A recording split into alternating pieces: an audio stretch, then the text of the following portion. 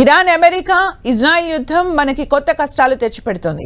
ఓవైపు crude oil ధరలు పెరగడంతో పాటు గ్యాస్ సరఫరా ఆగిపోవడంతో మన దేశంలో సిలిండర్ కష్టాలు ప్రారంభమయ్యాయి. ఇంట్లో వాడే సిలిండర్లకు కొరత లేదు, కానీ వాణిజ్య అవసరాలకు వాడే సిలిండర్ల సరఫరాని ఆయిల్ మార్కెటింగ్ కంపెనీలు ఆపేశాయి. ఫస్ట్ ప్రయారిటీ డొమెస్టిక్ యూజ్ కాగా ఆ తర్వాతే కమర్షియల్ సిలిండర్ల రవాణాగా పెట్టుకున్నాయి. దీంతో చాలా చోట్ల హోటల్స్ తమ వ్యాపారాలను సగానికి సగం తగ్గించేశాయి. అయితే ఈ పరిస్థితిపై అప్రమత్తమైన కేంద్రం ఎల్పీజీ ఉత్పత్తి పెంచేందుకు ఆదేశాలు జారీ చేసింది. ఎవరికి ఇబ్బందులు తలెత్తకుండా చర్యలు తీసుకోవాలని ఆయిల్ మార్కెటింగ్ కంపెనీలు, గ్యాస్ ఏజెన్సీలను ఆదేశించింది.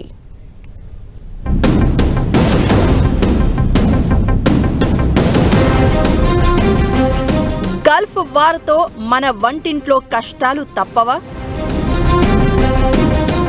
సిలిండర్ల కొరత ఏర్పడనుందా? కమర్షియల్ సిలిండర్లకు కటకట, హోటళ్లు మూత.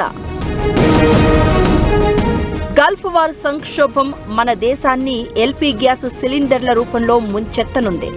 ఇప్పటికే ఆ సూచనలు కనిపిస్తున్నాయి. ప్రస్తుతానికి ఎక్కడా గ్యాస్ సిలిండర్ల కొరత లేదు, కానీ ఆ దిశగా పరిణామాలైతే చోటు చేసుకుంటున్నాయి. కమర్షియల్ సిలిండర్ రేటు భారీగా పెరిగినా సప్లైలో ఇబ్బందులతో కర్ణాటకలోని హోటళ్ల సంఘం హోటళ్లని పాక్షికంగా మూసేస్తున్నట్లు ప్రకటించింది. ముంబై, చెన్నైలో ఇదే తరహాలో ఇతర ప్రాంతాల్లో కూడా పరిస్థితులు ఏర్పడుతున్నాయి. 20% మూసేసినట్లు తెలుస్తూ ఉండగా చెన్నై హోటల్ అసోసియేషన్స్ ప్రధాని మోదీకి ఈ కమర్షియల్ సిలిండర్ల రవాణాపై భరోసా ఇవ్వాలంటూ ఓ లేఖ రాసింది.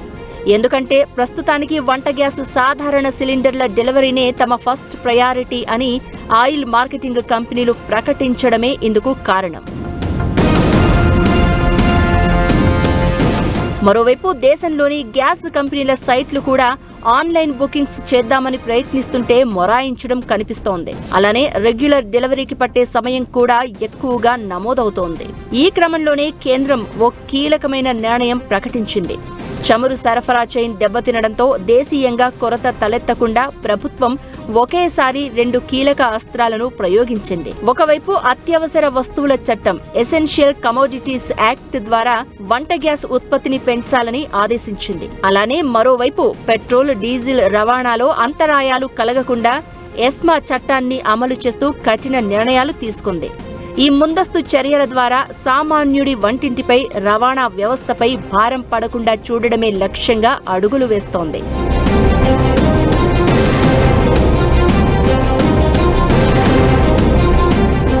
చమురు శుద్ధి కర్మాగారాలు, పెట్రోకెమికల్ యూనిట్లు తమ ప్రాధాన్యతను మార్చుకోవాలని ప్రభుత్వం స్పష్టం చేసింది. ఇతర హైడ్రోకార్బన్ విభాగాల కంటే ఎల్పీజీ తయారీకే అత్యధిక ప్రాధాన్యతనిస్తూ ఉత్పత్తిని గరిష్ట స్థాయికి పెంచాలని ఆదేశించింది. రాబోయే 6 నెలల అవసరాలను దృష్టిలో ఉంచుకుని సహజ వాయువు సరఫరాలో, గృహ అవసరాలకు వాడే పైపుడు గ్యాస్, రవాణాకు వాడే సిఎన్జి, ఎల్పీజీ ఉత్పత్తి విభాగాలకు 100% కేటాయింపులు చేయాలని స్పష్టమైన ఉత్తర్వులు జారీ చేసింది. పరిస్థితి తీవ్రతను బట్టి ప్రభుత్వం గ్యాస్ వినియోగంపై వర్గీకరణ చేపట్టింది.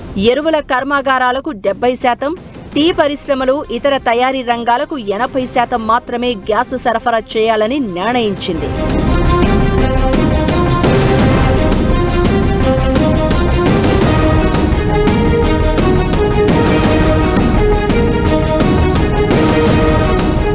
చమురు శుద్ధి సంస్థలు కూడా తమ స్వంత వినియోగాన్ని 65%కి తగ్గించుకోవాలని సూచించింది.